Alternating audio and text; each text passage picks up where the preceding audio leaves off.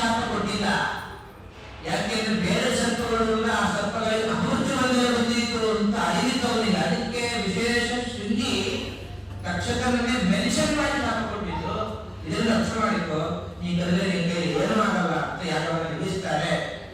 ಈ ಪ್ರಸಂಗದಲ್ಲಿ ಈ ರೀತಿಯಾಗಿ ಹೇಳಿ ಮುಂದೆ ಮಾರ್ಕಂಡೇಯ ಕಥಾನಕ.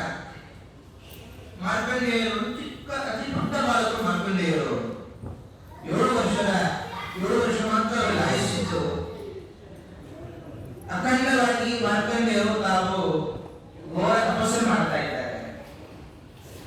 ಎಲ್ಲ ಪರೀಕ್ಷೆ ಆಗಿದೆ. ಅಪ್ಸರಾಸ್ತಿಯ ಪರಮಾತ್ಮ ಕಳಿಸಿ ಎಲ್ಲ ಪರೀಕ್ಷೆ ಮಾಡಿಸ್ತಾನೆ. ಮಾರ್ಕಂಡೇಯರಿಗೆ ಅವರ ಯಾವುದೇ ತರಹದ ಒಂದು ವಿಧಾನ ಉಂಟಾಗಿಲ್ಲ. ಒಂದ್ ಕಡೆ ಬರ್ತದೆ ಪರಮಾತ್ಮ ತಪಸ್ಸು ಹೇಗೆ ಮಾಡಬೇಕು ಅಂತ ಪರಮಾತ್ಮನನ್ನು ನೋಡಿ ಕಲಿಯಬೇಕು. ಯಾಕೆಂದ್ರೆ ಕೆಲವರು ಕಾಮವನ್ನ ಗೆಲ್ಲಲಿಲ್ಲ, ಕಾಮ ಗೆದ್ದರು ಕೆಲವರು ಕ್ರೋಧವನ್ನ ಗೆಲ್ಲಲಿಲ್ಲ.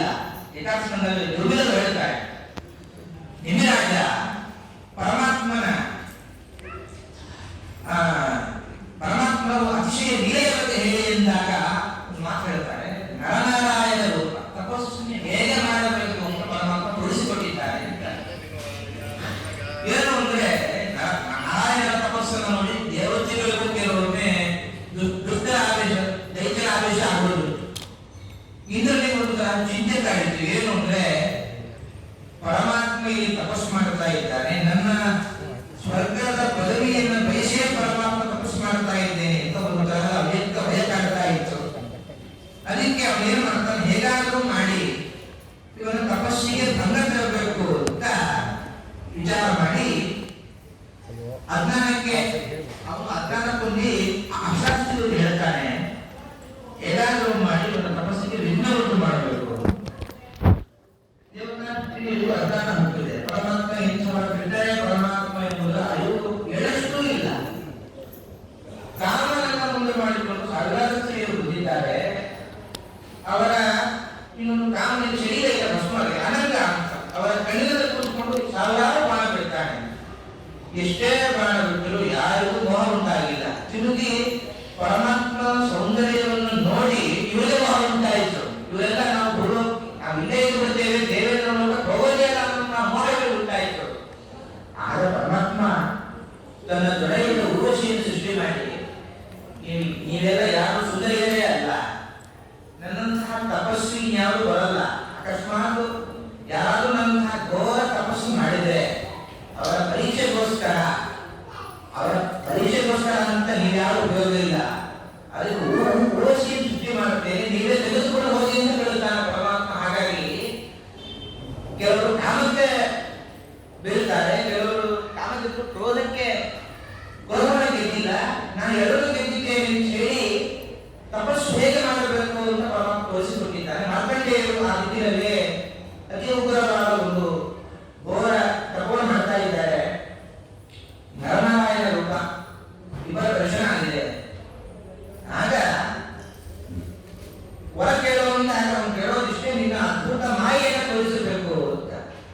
ಆವಾಗ ಒಂದು ದಿನ ಭಾರಿ ಪ್ರಳಯ, ಎಲ್ಲ ಕಡೆ ಮೋಡ ಉಲ್ಟಾಪಾತ, ಎಲ್ಲ ಭೂಮಿಯ ಅಸ್ತವ್ಯಸ್ತ, ಸಮಗ್ರದೆಡೆ ನೀರು. ಮಾರ್ಕಂಡೇಯರೊಬ್ಬರೇ ತೆರೆತಾ ಇದ್ದಾರೆ. ದೊಡ್ಡ ಅಲೆಗಳ ಹೊಡೆತ, ಎಲ್ಲ ಜಲಚರ ಪ್ರಾಣಿಗಳ ಕಡಿತ. ಅನೇಕ ವರ್ಷಗಳ ಕಾಲ ಕಷ್ಟ ಬಂದೊದಗಿದೆ. ಒಂದು ಆಲದ ಎಲೆಯಲ್ಲಿ ಒಂದು ಪುಟ್ಟ ಮಗು ಮಲಗಿತ್ತು.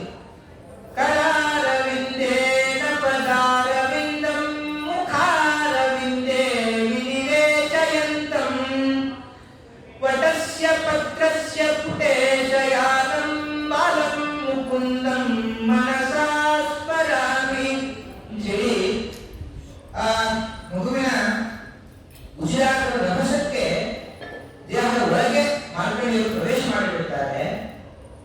ಅದ್ಭುತ ಪ್ರಪಂಚ ಎಲ್ಲ ಇಡೀ ಬ್ರಹ್ಮಾಂಡ ದರ್ಶನವಾಗಿದೆ. ವಿಶೇಷ ಅನುಭವ ಆಯಿತು. ಇಡೀ ಬ್ರಹ್ಮಾಂಡ ಈ ರೀತಿಯಾಗಿ ಆಶ್ರಮದಲ್ಲಿ ಇದ್ದಾರೆ ಮಾಡಿಕೊಂಡು ತಪಸ್ಸು. ಆಗ ಮಾರ್ಕಂಡೇಯರನ್ನ ಒಮ್ಮೆ ರುದ್ರದೇವರು ಪಾರ್ವತಿ ಸಹಿತರಾಗಿ ತಾವು ಸಂಚಾರ ಮಾಡ್ತಾ ನಿಮಗೇನು ಬರಬೇಕು ಅಂತಾರೆ.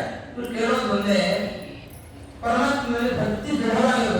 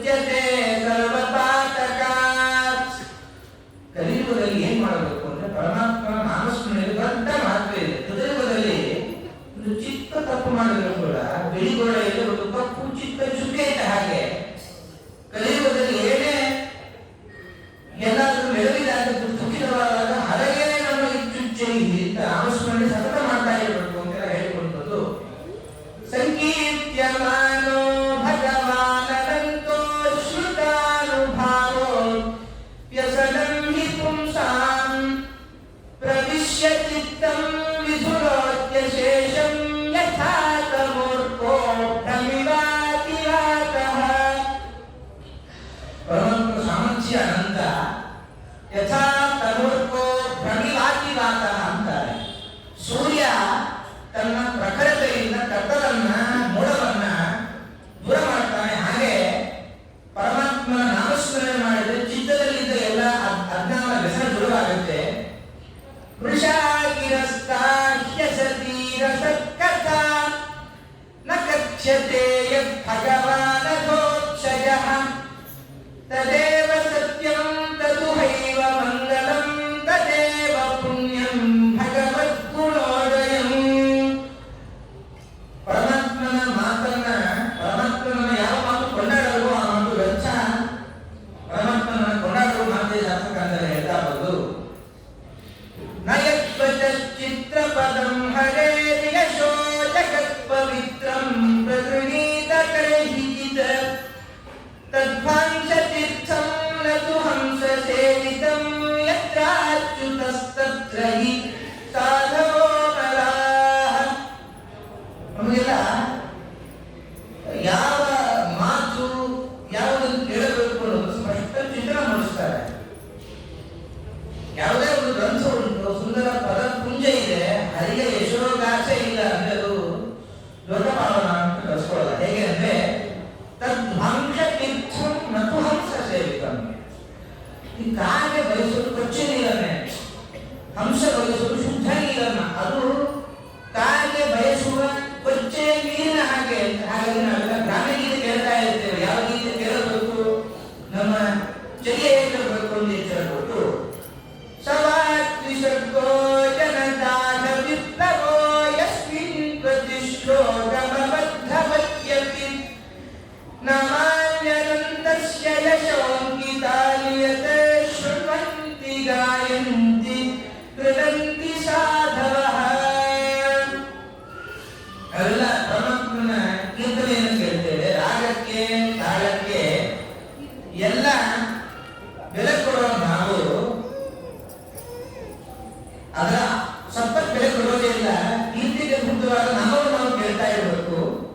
ನಾಮಾನ್ಯನಂತಸ್ಯ ಯಶೋಂಕಿತಾನಿ ಪ್ರತಿಶ್ಲೋಕ ಮಮರ್ಥವತ್ಯಪಿ. ಪರಮಾತ್ಮನ ಬಗ್ಗೆ ಹೇಳುವಾಗ ಶಬ್ದ ಸೌಂದರ್ಯದ ಹೋದರೂ ಕೂಡ ಅನಂತ ನಾಮಗಳೇ ಸಾಕು ಪರಮಾತ್ಮನ ಎಲ್ಲ ಪಾಪವನ್ನು ಕಳೆಯುತ್ತೆ ಎಂದಿಷ್ಟು ಹೇಳಿ ಉಪಚಿತ ನವಶಕ್ತಿ ವಿಶ್ವ ಅರ್ಪಣ್ಯುಪರಚಿತ ಸ್ಥಿರ ಜಂಗಮ ಪಾಲನಾಯ ಭಗವತ ಉಪಲಬ್ಧಿ ಮಾತ್ರ ಧಾಮ್ನೆ ಸುರಋಷಭಾಯ ನಮಃ ಸನಾತನಾಯ ಅಂತ ಪರಮಾತ್ಮನಿಗೆ ನಮಸ್ಕಾರ ಮಾಡಿ ಕೊನೆಗೆ ನಾಮ ಸಂಕೀರ್ತನಂ ಯಸ್ಯ ಸರ್ವ ಪಾಪ ಪ್ರನಾಶನಂ ಪ್ರಣಾಮೋ ದುಃಖ ಶಮನಃ ತನ್ನಮಾಮಿ ಹರಿಂ ಪರಂ ಅಂತ ಹೇಳಿ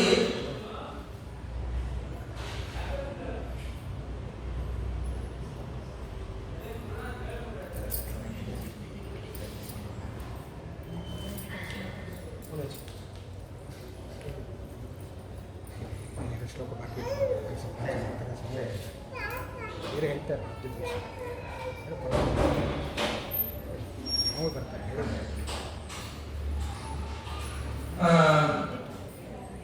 ಶ್ರೀಪಾದರು ತನಕ ಕೆಲವು ಭಾಗವತ ತುಂಬ ಇಷ್ಟ. ಯಾವ ಭಾಗ ಹೇಳಬೇಕು, ಯಾವ ಭಾಗ ಬಿಡಬೇಕು ಅಂತ ಪಟ್ಟನೆ ಹೊಳೆಯಲ್ಲ. ಕಷ್ಟದ ಪ್ರಸಂಗ. ಒಂದೆರಡು ಭಾಗವನ್ನು ನೋಡುವಾಗ ಕಂಸನ ಸಂಹಾರ ಪ್ರಸಂಗ. ಕಂಸನ ಸಂಹಾರ ಪ್ರಸಂಗ. ಕಂಸನ ಸಂಹಾರ ಹೇಗೆ ಅಂದ್ರೆ ಮೊದಲು ಕಂಸನ ಸಂಹಾರವಾಗಲಿಲ್ಲ.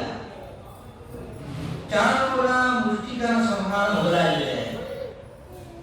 ಕಂಸನ ಸಂಹಾರ ಆಮೇಲೆ ಆಯಿತು. ಸರಿ, ಇದೇನಿದು ಭಕ್ತಿ ರಸ ಉಕ್ಕೇರಬೇಕು ಭಾಗವತಕ್ಕೆ ಹೇಳಿ.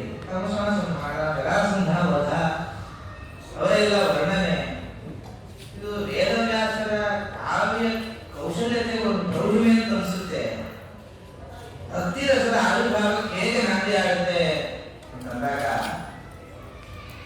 ಅನೇಕ ಬಗೆಯಿಂದ ನಾವು ಕಂಸನ ಪ್ರಸಂಗವನ್ನು ನೋಡಬಹುದು. ಅಲ್ಲಿ ಒಂದು ಮೊದಲಿಗೆ ಪರಮಾತ್ಮ ನೇರವಾಗಿ ಕಂಸನ ಸಂಹಾರ ಮಾಡಲಿಲ್ಲ. ಮುಷ್ಟಿಕರನ್ನ ಬಲರಾಮ ಸಂಹಾರ ಮಾಡಿದ.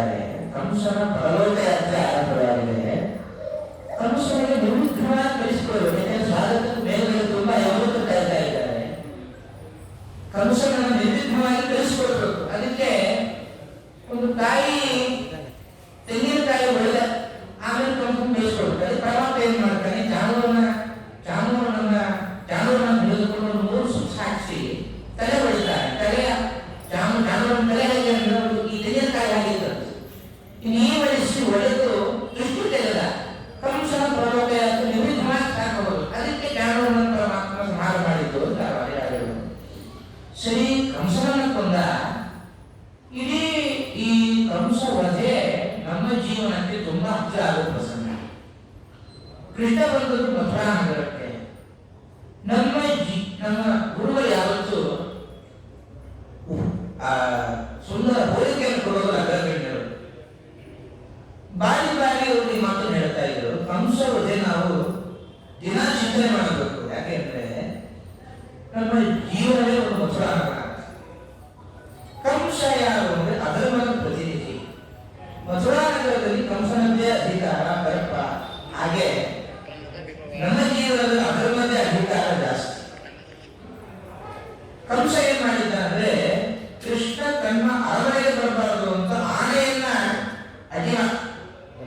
ಆನೆ ಅಡ್ಡಿದ್ದಲ್ಲಿ. ಹಾಗೆ ನಮ್ಮ ಹೃದಯವೇ ಒಂದು ಕಂಸನ ಅರಮನೆ ಹೇಗೋ ಅಧರ್ಮನ ಅರಮನೆ ಯಾವುದು ನಮ್ಮ ಹೃದಯ. ಅಲ್ಲಿ ಅಧರ್ಮ ಏನ್ ಮಾಡುತ್ತೆ, ಕಂಸ ಹತ್ರ ಬರಬಾರದು ಅಂತ ಕಂಸ ಆನೆ ವ್ಯವಸ್ಥೆ ಮಾಡಿಕೊಂಡ ಹಾಗೆ ಅಧರ್ಮವೆಂಬ ಕಂಸ ಅಹಂಕಾರವೆಂಬ ಆನೆ ವ್ಯವಸ್ಥೆ ಮಾಡಿದೆ. ಹಾಗಾಗಿ ಅಲ್ಲಿ ಪರಮಾತ್ಮ ಮೊದಲು ಆನೆ ಸಂಹಾರ ಮಾಡಿದ, ಆಮೇಲೆ ಅರಮನೆಗೆ ಹೊಕ್ಕ, ಆಮೇಲೆ ಕಂಸ ಸಂಹಾರ ಮಾಡಿದ. ಹಾಗೆ ನಮ್ಮ ಒಳಗಿನ ಅಹಂಕಾರ ಮೊದಲು ಸಂಹಾರವಾಗಬೇಕು. ಆಗ ಮಥುರಾ ಮೊದಲು ಪ್ರವೇಶ ಮಾಡಿದ್ದು ಪರಮಾತ್ಮ ಹೃದಯಕ್ಕೆ ಅವರು ಪ್ರವೇಶ ಮಾಡಲ್ಲ. ನಮ್ಮ ಜೀವನ ಮಥುರಾನಲ್ಲಿ ಅಲ್ಲಿ ಪ್ರವೇಶ ಆಗಬೇಕು. ಅದು ಅಕ್ರೂರ ಪರಮಾತ್ಮ ತೆಗೆದುಕೊಂಡು ಬಂದ. ಎಲ್ಲ ನಾಣಿಗಳು ನಮ್ಮ ಜೀವನದಲ್ಲಿ ಪರಮಾತ್ಮ ತೆಗೆದುಕೊಂಡು ಬಂದಿದ್ದಾರೆ. ಆಮೇಲೆ ಜೀವನಕ್ಕೆ ಪ್ರವೇಶ, ಆಮೇಲೆ ಹೃದಯಕ್ಕೆ ಪ್ರವೇಶ, ಅಹಂಕಾರ ಸಂಹಾರ ಆಗಬೇಕು. ಅದಾದ್ಮೇಲೆ ಪರಮಾತ್ಮ ಒಳಗೆ ಹೊತ್ತ ಕಂಸನ ಸಂಹಾರ ಮಾಡಿದ ಹಾಗೆ ಪರಮಾತ್ಮ ನಮ್ಮ ಒಳಗಿನ ಅಧರ್ಮಗಳ ಸಂಹಾರ ಮಾಡುತ್ತಾನೆ. ಹಾಗಾಗಿ ಈ ದೃಷ್ಟಿಕೋನದಿಂದ ನಾವು ಕಂಸನ ಹೃದಯಕ್ಕೆ ನೋಡಿದಾಗ ಹತ್ತಿರ ಸ್ವರೂಪಿ ಇರುತ್ತೆ ಅಂತ ನಮ್ಮ ಪೂಜ್ಯ ಗುರುಗಳೆಲ್ಲ ಒಳ್ಳೆ ಮಾಡ್ತಾ ಮಾಡಿದ್ದಾರೆ. ಇನ್ನೊಂದು ಮೇಲ್ನೋಟಕ್ಕೆ ನೋಡುವಾಗ ಕೃಷ್ಣನ ಪಾತ್ರವೇ ಅದ್ಭುತ. ರಾಸಲೀಲೆ ಪ್ರಸಂಗ ಎಲ್ಲ ಅವರು ಮಾಡಿದ್ದು ಪೈಲಿಗಳು ಪ್ರಶ್ನೆ ಕೇಳ್ತಾರೆ. ಧರ್ಮ ಸಂಸ್ಥಾಪನಾ ಸಂಹಿ ಅಧರ್ಮಸ್ಯೋಪಶಮಾಯುಷ. ಕೃಷ್ಣನ ಅವತಾರ ಆಗಿದ್ದೇ ಭೂಮಿಯಲ್ಲಿ ಧರ್ಮದ ಸಂಸ್ಥಾಪನೆಗೆ, ಅಧರ್ಮದ ಪರಿಹಾರಕ್ಕೆ. ರಾಸಲೀಲೆ ಮಾಡಿ ಯಾವ ದೊಡ್ಡ ಧರ್ಮ ಸಂದೇಶ ಕೊಟ್ಟ ಕೃಷ್ಣ ಅಂದ್ರೆ ಪರೀಕ್ಷಿತರಾಗಿ ಶುಕಾಚಾರ್ಯರು ಮಾನವವಾಗಿ ಉತ್ತರ ಕೊಡ್ತಾರೆ. ನೀನು ಒಂದು ಎಚ್ಚರ ಇರಬಹುದು. ನೀನು ಕೇಳ್ತಾ ಇರೋದು ಕೃಷ್ಣನ ಕಥೆ ಅಂತ. ದೇವೀಯ ಸಾಮ್ನ ದೋಷಾಯ ವನ್ಹೇ ಸರ್ವಭುಜೋ ಯಥಾ. ಅಗ್ನಿ ಎಲ್ಲವನ್ನೂ ತಿನ್ನುತ್ತೆ, ಯಾವ ದೋಷವೂ ಇಲ್ಲ.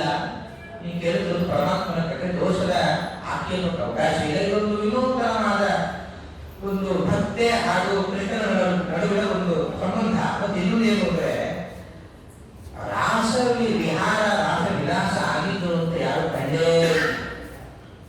ಕೆಲವರು ಋಷಿಗಳು ದೇವತೆಗಳು ಮಾತ್ರ ಕಂಡಿದ್ದು, ಅದನ್ನು ಉಲ್ಲೇಖ ಮಾಡಿದ್ದಾರೆ. ಹಾಗೆ ನಮಗೆ ಗೊತ್ತಾಗಿದೆ. ಈಗ ದೋಷದ ಚಿಂತನೆ ಮಾಡಬಾರದು. ಆಗ ಸರಿ ಪರಿಣಿತಾಳ ಅಂತ ದೋಷದ ಚಿಂತೆ ಇಲ್ಲ, ಗೋಪಿಕಾ ಸ್ತ್ರೀಯರ ಗಂಡತಿಯರ ಚಿಂತೆ ಅಂತ.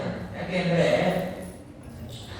ನೀವು ಹೇಳಿದ್ದೀರ ಕೃಷ್ಣನ ವೇಣುಗಾನಕ್ಕೆ ಎಷ್ಟು ಆತ್ಮ ಇತ್ತು ಗೋಪಿಕಾ ಸ್ತ್ರೀ. ಕೆಲವರೆಲ್ಲ ಗಂಡನಿಗೆ ಬಳಸ್ತಾ ಅರ್ಧಕ್ಕೆ ಬಿಟ್ಟು ಬಂದಿದ್ದಾರೆ.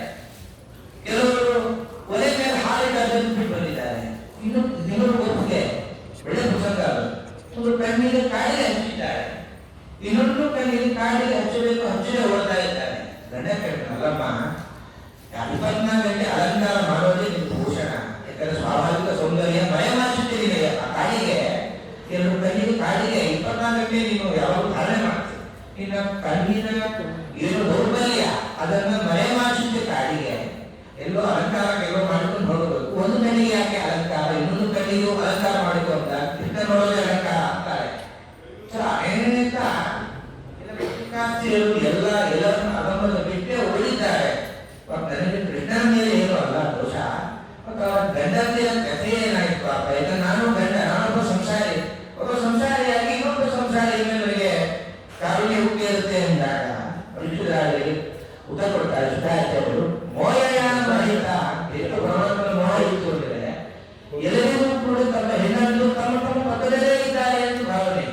ಎಷ್ಟು ಗಂಟೆ ಭಾವನೆ ಅಂದರೆ ರಾಸಕ್ರೀಡೆಯನ್ನು ನೋಡಿದ ಕೆಲವು ಋಷಿಗಳು ಇವರ ಹತ್ತಿರ ಬಂದು ರಾಸಕ್ರೀಡೆ ಗುಣ ಮಾಡ್ತಾ ಇದ್ದಾರೆ, ಗುಣ ಬೈತಾ ಇದ್ದಾರೆ. ತಲೆ ಸರಿ ಇಲ್ಲ. ಯಾಕೆಂದ್ರೆ ನನ್ನ ಹೆಂಡತಿ ನಮ್ಮ ಪಕ್ಕದಲ್ಲೇ ಇದ್ದಾರೆ ಅಂತ ಹೇಳಿ ಎಲ್ಲರ ಹೆಂಡತಿ ನಿಮ್ಮ ಪಕ್ಕದಲ್ಲಿಲ್ಲ, ಕೃಷ್ಣ ಬಳಿಯೇ ಇದ್ದಾರೆ ಗುಣ ಮಾಡ್ತಾ ಇದ್ದೀರಾ ಅಂತ ಹೇಳಿ ನೋಡಿ, ಅವರಿಗೂ ಕೂಡ ಈ ವಿಷಯದಲ್ಲಿ ನಾನು ನೀವು ಹೇಳುವುದು ಸುಳ್ಳು ಅಂತ ಹೇಳುವಂತ ಮಟ್ಟಿಗೆ ಪರಮಾತ್ಮನ ಮೋಹವನ್ನು ಆಲಿಸಿತು ಅಂತ ವರ್ಣನೆ ಮಾಡ್ತಾರೆ. ಇದು ಪರಮಾತ್ಮನ ಲೀಲೆ.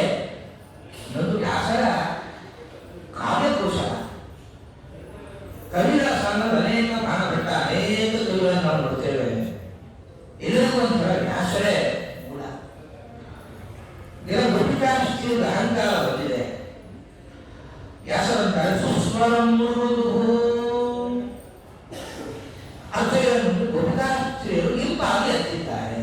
ಏನಪ್ಪ ಇದೆ ಅಂತ ನಾವು ಅಳುವಿನ ಉದ್ದೇಶವೇ ಗೊತ್ತಿಲ್ಲ. ಅಳುಗಿಲು ಈ ಶಬ್ದವನ್ನೇ ಕೇಳಿಲ್ಲ. ನಾವು ಕೇಳ್ತಾ ಇದ್ದೇವೆ, ಮುಂದುವರೆದು ಅಳು ಅಂದ್ರೆ ಗೊತ್ತಿಲ್ಲ.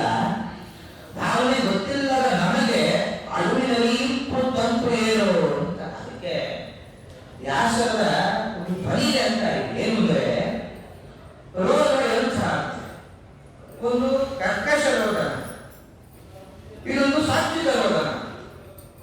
ರೋದನದಲ್ಲಿ ಕರ್ಕಶ ಅಂದ್ರೆ ನಮ್ಮ ಅಳು ಸ್ವಾರ್ಥದ ಉದ್ದೇಶಕ್ಕಿತ್ತು ಅಂದ್ರೆ ಆ ರೋದನ ಕರ್ಕಶ ರೋದನ ಅಂತ. ನಮ್ಮ ರೋದನ ಪರಮಾತ್ಮನನ್ನು ಉದ್ದೇಶಿಸಿಕೊಂಡಿತ್ತು ಅಂದ್ರೆ ಅದು ಸಾತ್ವಿಕ ರೋದನ, ಅದು ಇಂಪಿನ ರೋದನ ಅಂತ. ಇಂಪಾಗಿ ಅರ್ಥರು ಅನ್ನೋದ್ರ ಅರ್ಥ ಏನು ಅಂದ್ರೆ ಅವರ ಅಳುವಿನಲ್ಲಿ ಇಂಪಿತ್ತು ಅಂತಲ್ಲ, ಅವರ ಅಳು ಪರಮಾತ್ಮನಿಗೋಸ್ಕರ ಇತ್ತು ಅಂತ ವ್ಯಾಸರು ಗೆಲ್ಲೋಟಕಾರೋ ಮಾತೇ ಒಂದು. ಅನೇಕ ಕವಿತಾ ಪ್ರೌಢೆ ನಾವು ಕಾಣ್ತೇವೆ. ಇನ್ನೊಂದು ವರ್ಷಕಾಲದ ವರ್ಣನೆ ಮಾಡ್ತಾರೆ. ವರ್ಷದ ವರ್ಣನೆ ತುಂಬಾ ವರ್ಷವಾದ ವರ್ಣನೆ. ವರ್ಷಾಕಾಲ ಅನುಭವ ಆಗಿದೆ. ವರ್ಷಾಕಾಲ ಹೇಗೆ ಅಂತಂದ್ರೆ ಈ ನದಿಗಳಿಗೆ ಸ್ವಲ್ಪ ಹಬ್ಬ ಜಾಸ್ತಿ. ಎಲ್ಲ ನದಿಗಳಿಗೆ ನದಿ ಸ್ತ್ರೀ.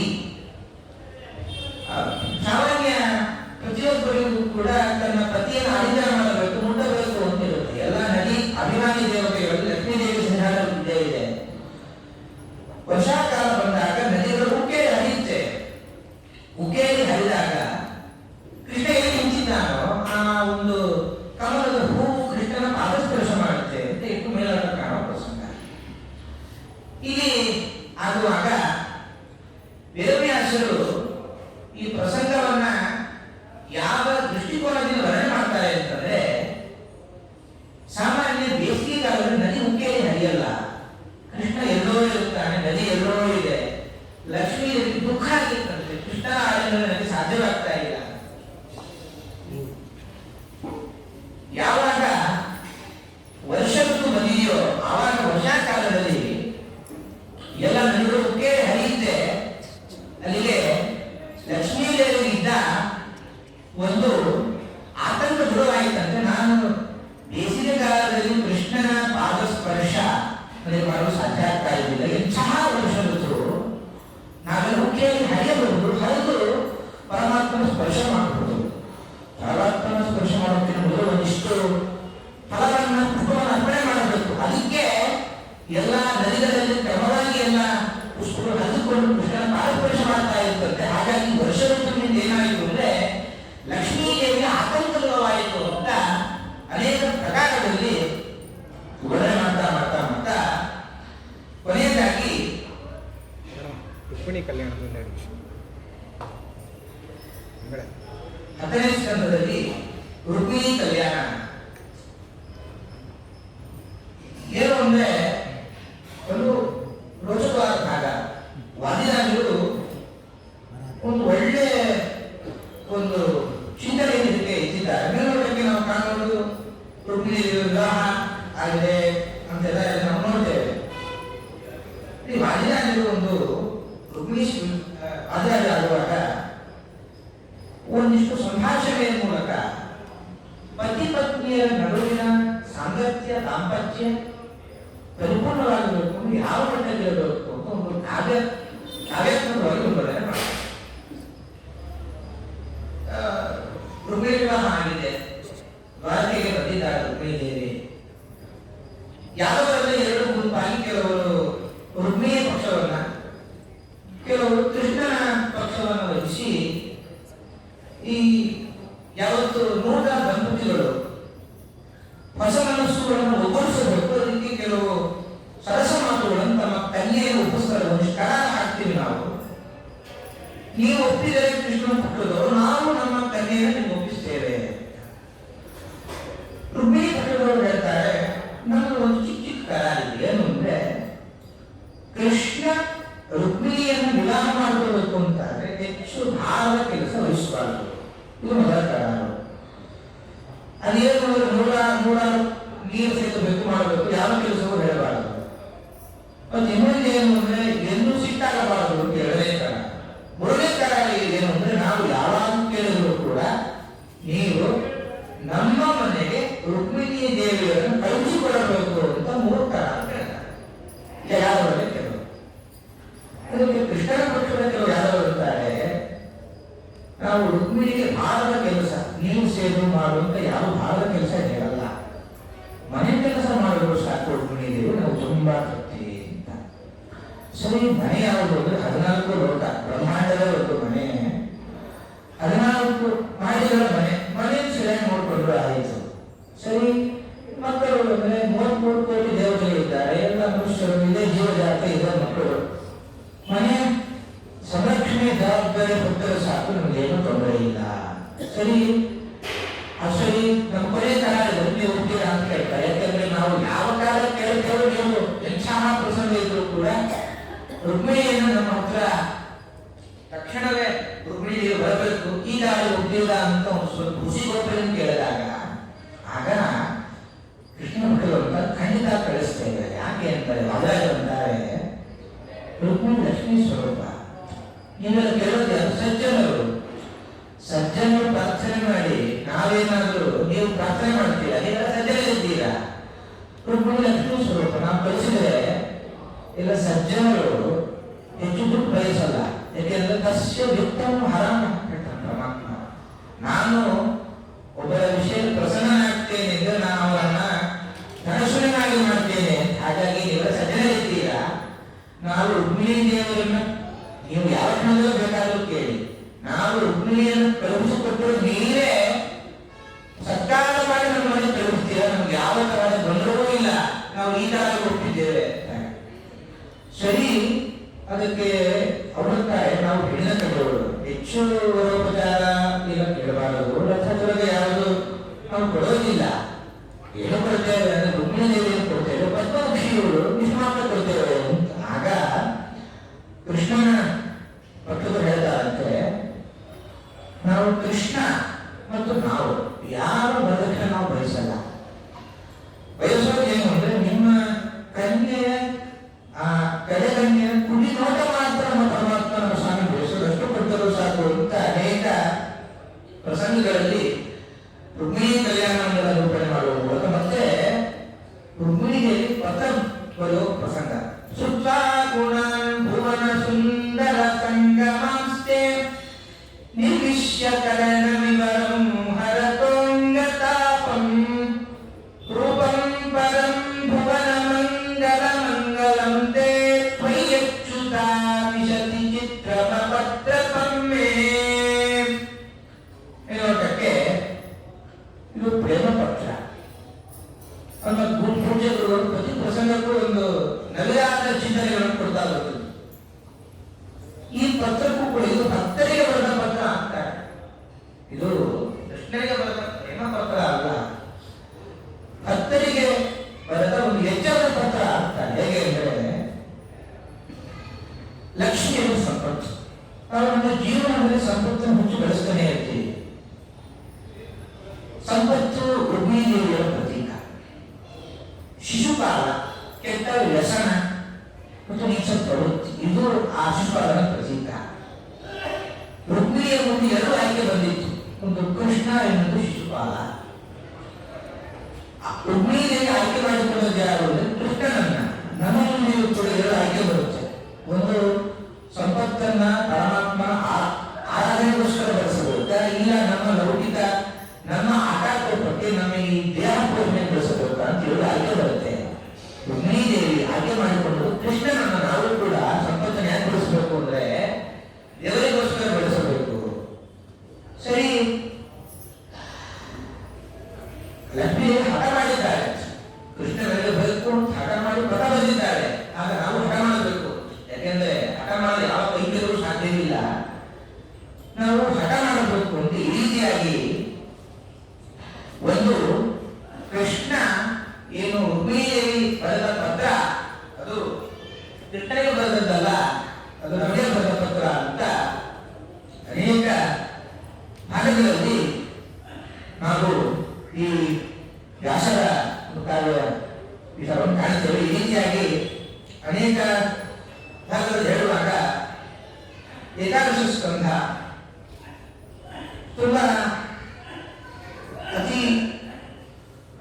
ತುಂಬಾ ಅದ್ಭುತವಾದ ಸ್ಕಂಧ. ಭಿಕ್ಷು ಗೀತೆ ಪರಮಾತ್ಮ ಉದ್ಧವನ ಪ್ರಾರ್ಥನೆಗೆ ಹೋಗ್ಬಿಟ್ಟು 24 ಗುರುಗಳ ಪ್ರಕೃತಿಯ ಪಾಠ ಹೇಗೆ ಕಲಿತೆ ಎಂಬುದನ್ನು ಹೇಳಿದ್ದಾನೆ. ಭಿಕ್ಷು ಗೀತೆಯನ್ನು ಪರಮಾತ್ಮ ಯಾಕೆ ಹೇಳಿತು ಅಂದಾಗ ಒಂದು ಕಾರಣ ನೋಡಬಹುದು. ಲೋಕದ ಒಂದು ಸ್ವಭಾವ ಇರುತ್ತದೆ, ಕೆಟ್ಟು ಮಾತಾಡುವ ಜನ ತುಂಬಾ ಇರ್ತಾರೆ. ಮನುಷ್ಯರ ಸ್ವಭಾವ ಹೇಗೆ ಅಂದರೆ ದೇಹಕ್ಕೆ ಈಟಿಯಿಂದ ಮೀಟಿ ಆ ನೋವನ್ನು ಬೇಕಾದರೂ ಮನುಷ್ಯ ಸಹಿಸಿಕೊಳ್ಳಬಹುದು. ಆದರೆ ಈ ವಾಗ್ಮಾನಗಳ ಪ್ರಖರತೆಯಿಂದ ಮನಸ್ಸಿಗೆ ಬೆಂಗಿಟ್ಟ ಹಾಗಾಗುತ್ತೆ, ಅದನ್ನು ಮನುಷ್ಯ ಸಹಿಸಲ್ಲ. ಅದನ್ನೇ ಸಹಿಸಬೇಕು ಅಂತ ಒಂದು ಭಿಕ್ಷು ಗೀತೆ. ಒಬ್ಬ ಶ್ರೀಮಂತ ಅತ್ಯಂತ ಜಿಪುಣ. ಇಂಥ ಜಿಪುಣ ಅಂದ್ರೆ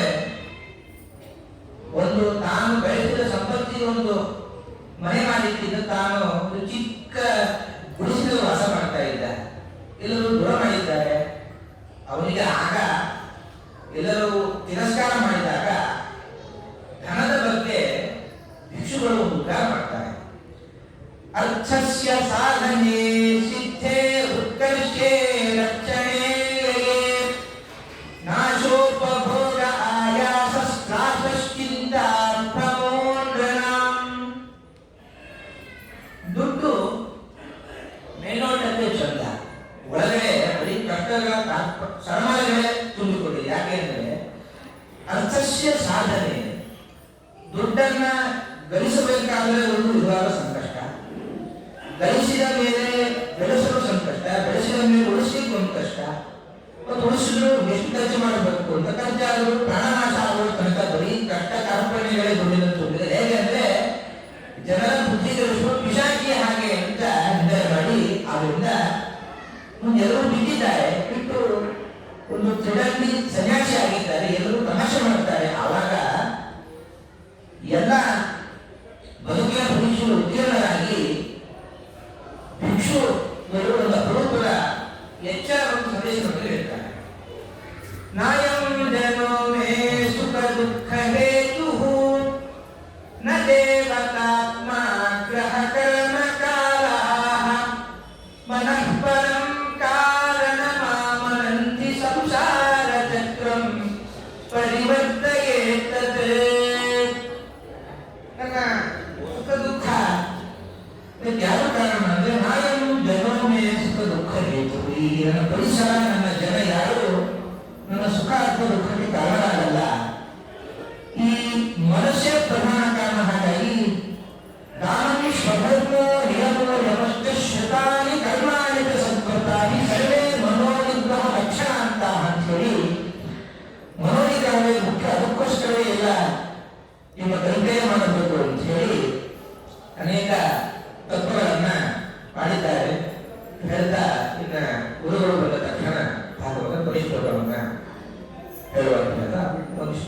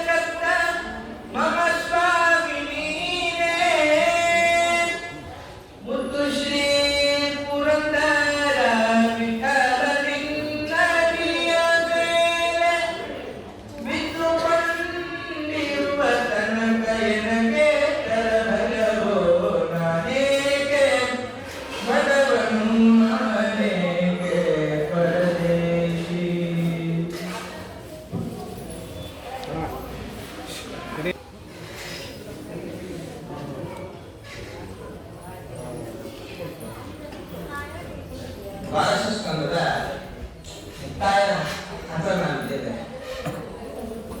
ವೀರೇಂದ್ರಾಚಾರ್ಯ ಕೊನೆಯದಾಗಿ ಸುಧಾಚಾರ್ಯರು ಅವರು ಅವರ ನಿರ್ಗಮನವಾದ ಮೇಲೆ ಕೊನೆಯ ಮಾತು ಏನು ಅಂದ್ರೆ, ನಾಮ ಸಂಕೀರ್ತನಂ ಯಸ್ಯ ಸರ್ವ ಪಾಪ ಪ್ರಣಾಶನಂ ಪ್ರಣಾಮೋ ದುಃಖ ಶಮನಃ ತಂ ನಮಾಮಿ ಹರಿಂ ಪರಮಂ ಅಂತ ಹೇಳಿ ಪರಮಾತ್ಮನ ನಾಮ ಸಂಕೀರ್ತನೆ ಮಾಡಬೇಕು, ಎಲ್ಲ ಪಾಪಗಳು ದೂರವಾಗುತ್ತೆ ಅಂತ ಹೇಳಿ ದಾರ್ಶನಿಕರ ಕೊನೆಯ ಮಾತು ಅಂತ ವಿಶೇಷ.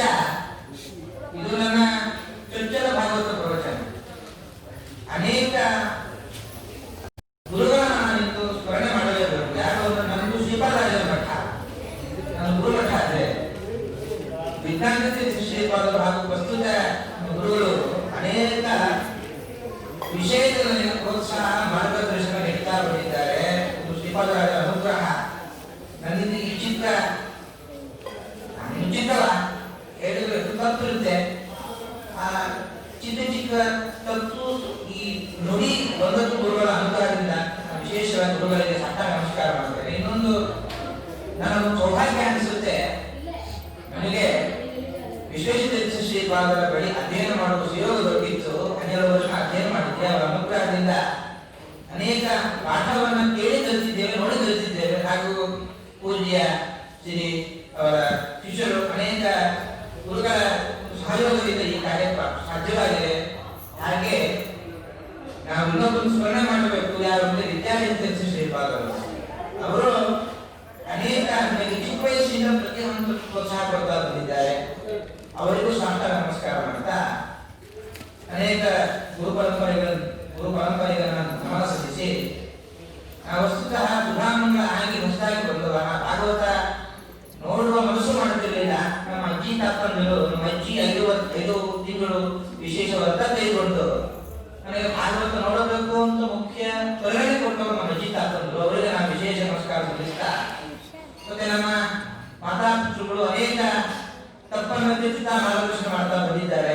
ಎಲ್ಲರಿಗೂ ನನ್ನ ಗಮನ ಸಲ್ಲಿಸಿ, ಏನಾದರೂ ತಪ್ಪಿದ್ದಲ್ಲಿ ಹಾಗೂ ಆಚಾರ್ಯರು ನಾನು ಅವರನ್ನು ಸ್ಮರಣೆ ಮಾಡಿಕೊಳ್ಬೇಕು. ಯಾವತ್ತು ನಮ್ಮ ತಂದೆ ಯಾವತ್ತು ಆಚಾರ್ಯ ಯಾರು ಅಂದ್ರೆ ದೊಡ್ಡಣ್ಣ ಅಂತ ಇರ್ತಾರೆ. ಯಾವತ್ತು ನಮ್ಮ ಮನೆಯಲ್ಲಿ ನಾಲ್ಕು ಆಚಾರ್ಯರು ಭಾರತಿ ಮಾಮಿ ಅಂದ್ರೆ ದೊಡ್ಡಣ್ಣ ಮತ್ತು ಅಕ್ಕ ಅಂತಾನೆ ನಮ್ಮ ತಂಗಿ ನಮ್ಮ ತಂದೆಯವರು ಬೈತಾರೆ. ವಿಶೇಷ ಒಂದು ನಮಗೆ ಅರ್ಥ ಮಾಡಬೇಕು ಅಂತ ಬಂದಿದ್ದಾರೆ.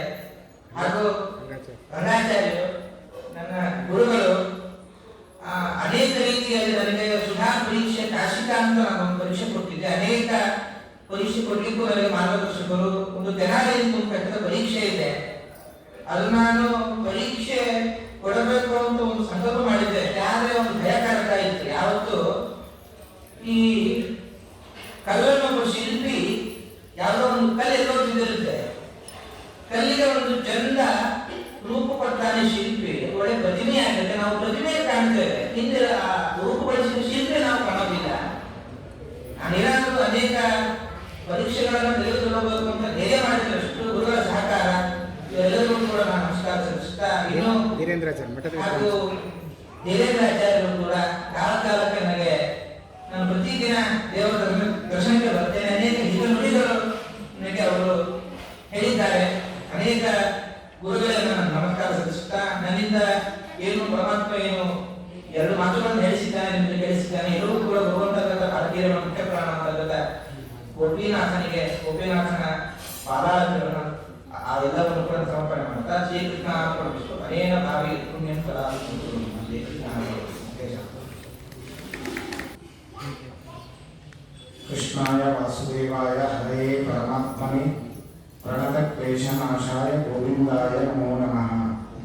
ಪರಮ ಪೂಜ್ಯ ಶ್ರೀ ಶ್ರೀ ವಿಜ್ಞಾನ ನಿಧಿತೀರ್ಥರ ಕರಕಮಲ ಸಂಜಾತರಾದ ಶ್ರೀಕೇಶವ ನಿಧಿತೀರ್ಥರ ಶ್ರೀಪಾದಗಳ ಅಧ್ಯಕ್ಷತೆಯಲ್ಲಿ ಈ ಮಂಗಲ ಮಹೋತ್ಸವ ಕಾರ್ಯಕ್ರಮ ನಡೀತಾ ಇದೆ. ಅವರು ಗೋಪಿನಾಥನನ್ನ ಭಾಗವತ ಪ್ರತಿಪಾದ್ಯನಾದ ಗೋಪಿನಾಥನನ್ನ ಅರ್ಚಿಸಿ ಮೆಚ್ಚಿಸಿ ಈಗ ತಾನೇ ಕೃಷ್ಣನ ಅನುಗ್ರಹವನ್ನು ಪಡೆದುಕೊಂಡು ಕೃಷ್ಣನ ಅನುಗ್ರಹದ ಪುಣ್ಯವನ್ನು ಹಂಚಲಿಕ್ಕೋಸ್ಕರ ಶ್ರೀಪಾದರು ನಮ್ಮ ಮುಂದೆ ಬಂದು ಕೂತಿದ್ದಾರೆ. ಅವರಿಗೆ ಭಕ್ತಿಪೂರ್ವಕವಾದ ಪ್ರಣಾಮಗಳೊಂದಿಗೆ ಸ್ವಾಗತವನ್ನು ಕೊಡ್ತೀನಿ. ಅದರ ಜೊತೆಗೆ ವಿದ್ವಾಂಸರಾದ ನಾಗಸಂತಿ ಆಚಾರ್ಯರು, ಧೀರೇಂದ್ರಾಚಾರ್ಯರು, ಮತ್ತೆ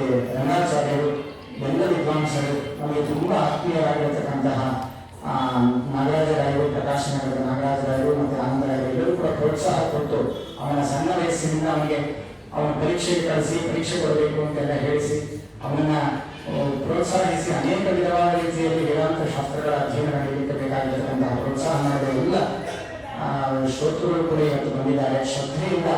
ಅಂದರೆ ಈ ಲಾಕ್ಡೌನ್ ಆದಾಗ ಎದುರಿಗೆ ಯಾರು ಬರಲಿಕ್ಕೆ ಆಗೋದಿಲ್ಲ, ಅವ್ರಿಗೂ ಕೂಡ ಒಂದು ಸಾಧನೆ ಆಗತ್ತೆ ಅನ್ನೋ ದೃಷ್ಟಿಯಲ್ಲಿ ಅವರ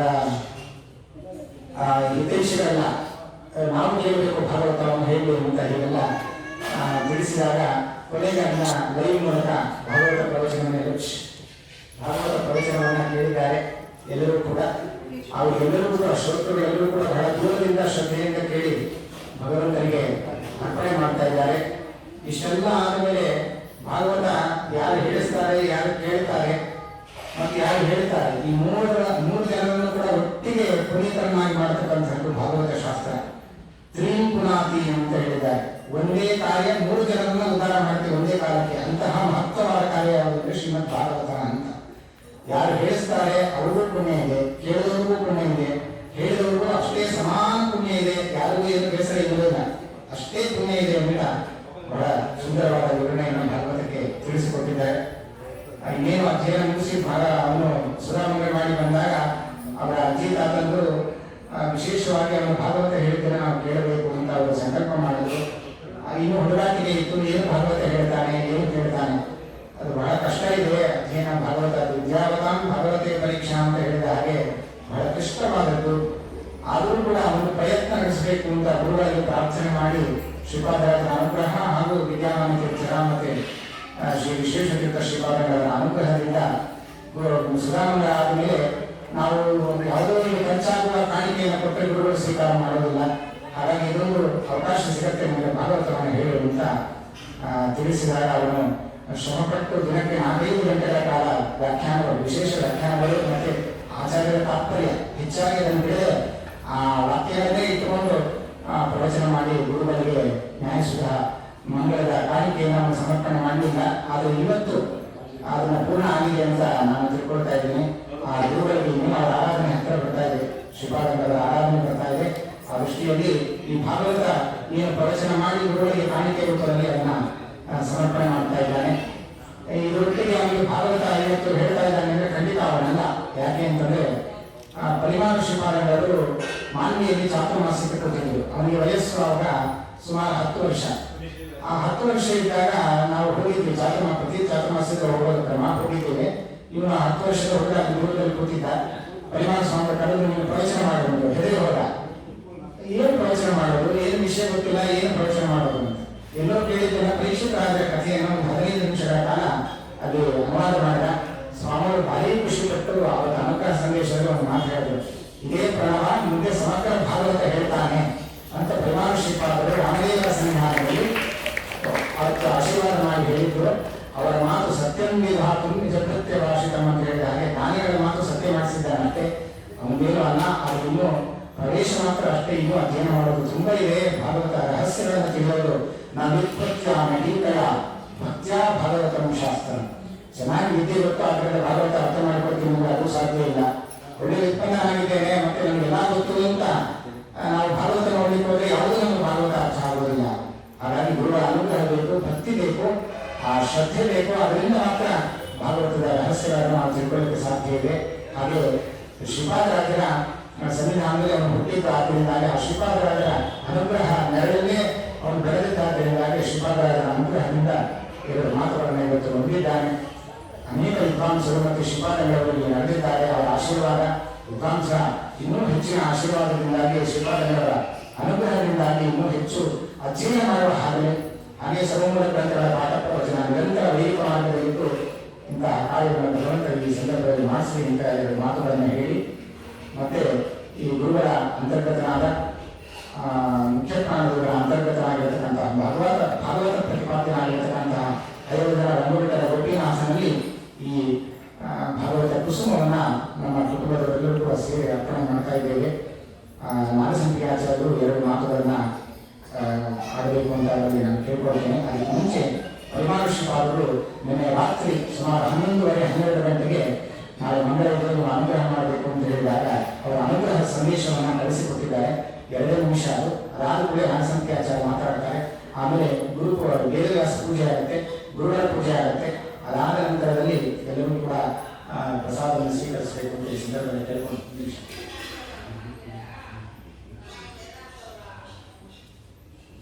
ಭಕ್ತಿಪೂರ್ವಕವಾದ ನಮಸ್ಕಾರಗಳನ್ನ ಸಮರ್ಪಣೆ ಮಾಡ್ತೇನೆ. ಆದಿಸಿಂಧಿ ಆಚಾರ್ಯರು 2 ನುಡಿಮುತ್ತಗಳನ್ನು ಹಾಡಬೇಕು ಅಂತ ಕೇಳಿಕೊಂಡು ಅದರ ಜೊತೆಗೆ ಅವ್ರದ್ದಾದ ಕೂಡಲೇ ವೇದವ್ಯಾಸ ಪೂಜೆ ಆಗುವ ಸಂದರ್ಭದಲ್ಲಿ ವಿದುಷಿ ಶಾರದಾ ಅವರು ದೇವರ ನಾಮವನ್ನು ಹೇಳ್ತಾರೆ. ದಯವಿಟ್ಟು ಯಾರು ಗಲಾಟೆ ಮಾಡಿ. 15-20 ನಿಮಿಷಗಳ ಮಾತ್ರ ಕಾರ್ಯಕ್ರಮ ಇದೆ.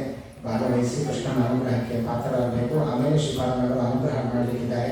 ಅವರ ಮೂಲಕ ವೇದವ್ಯಾಸ ದೇವರ ಪೂಜೆಯು ಕೂಡ ನಡೀತಾರೆ. ಎಲ್ಲರೂ ಸಹಕರಿಸಬೇಕು ಅಂತ ಕೇಳ್ತಾರೆ.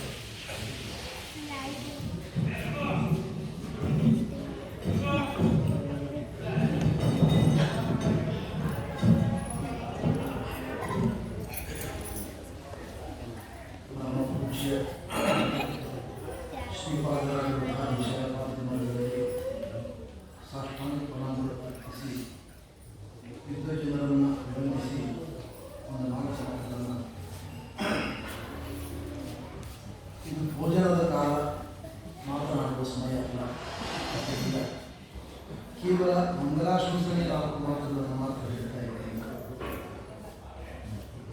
ಬಹಳ ಪ್ರಸಿದ್ಧವಾದ ಒಂದು ಶ್ಲೋಕ, ಮಹಾಹವೇ ಯೋಧ ಸಂಪರೀಕ್ಷಾ. ಭಯಂಕರವಾದ ಯುದ್ಧ ನಡೆದಾಗ, ಕಾರ್ಗಿಲ್ ಯುದ್ಧದಂಥ ಯುದ್ಧ ನಡೆದುವಾಗ ಯೋಧರ ಪರೀಕ್ಷೆ ನಡೀತದೆ. ಅವರು ಎಷ್ಟು ಪರಾಕ್ರಮಿ ಎಂದು ಜಗತ್ತು ಕಾಣುತ್ತದೆ. ಅದರಂತೆ ಕುಟುಂಬದಲ್ಲಿ ಗಂಡನಾದ ವ್ಯಕ್ತಿಗೆ ಬಡತನ ಬಂದಾಗ, ಸಂಪಾದನೆ ಪೂರ್ಣ ನಿಂತು ಹೋದಾಗ ಗೃಹಿಣಿಯ ಪರೀಕ್ಷೆ ನಡೀತದೆ. ಅವಳು ಹೇಗೆ ಕುಟುಂಬವನ್ನು ನಿಭಾಯಿಸ್ತಾಳೆ ಅನ್ನತಕ್ಕಂಥ ಪರೀಕ್ಷೆ ಗೃಹಿಣಿಯದ್ದು ನಡೀತದೆ. ಬಂಗಾರವನ್ನು ಧನಂಜಯ ಆಟಕ ಸಂಪರೀಕ್ಷಾ. ಬಂಗಾರವನ್ನು ಬೆಂಕಿಯಲ್ಲಿ ಹಾಕಿದಾಗ ಕಲಬೆರಕೆಯಾದ ಧಾತುವೆಲ್ಲ ದೂರ ಹೋಗ್ತದೆ, ಶುದ್ಧ ಬಂಗಾರ ಉಳಿದುಕೊಳ್ಳುತ್ತದೆ.